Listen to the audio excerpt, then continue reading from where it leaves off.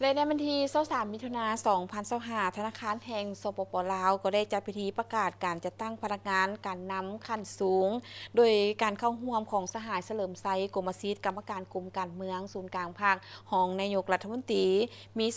มีสมาชิกสภาบริหารคณะบริหารงานพรรคคณะนำขั้นกลุ่มที่ขึ้นกับธนาคารแห่งสปป.ลาวและภาคส่วนที่เกี่ยวข้องเข้าร่วม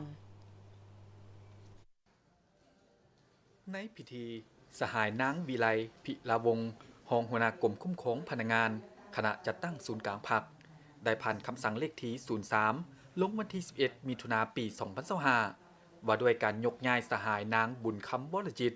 กรรมการศูนย์กลางพรรคเลขาคณะบริหารงานพรรคกระทรวงทรัพยากรธรรมชาติและสิ่งแวดล้อม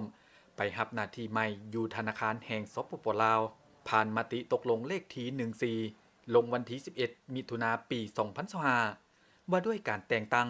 สหายนางบุญคำวรจิต กรรมการศูนย์กลางพรรค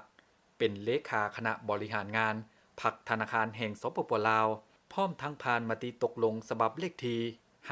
552 ลงวันที่ 13 มิถุนายน ปี 2025 และดำรัสฉบับเลขที่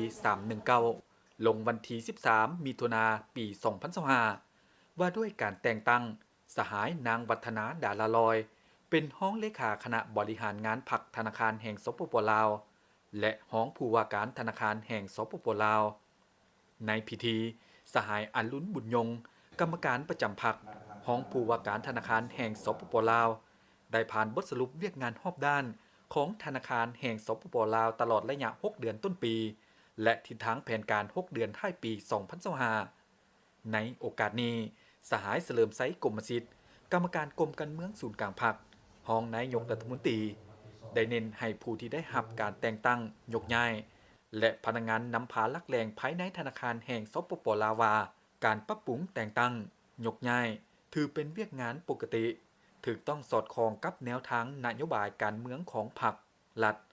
พร้อมทางเรียกร้องให้พนักงานลักแรงให้มีความอุ่นเอียงทุนเทียงต่อการชี้นำพาของขันเทิงมีความสามัคคีเป็นจิตหนึ่งใจเดียว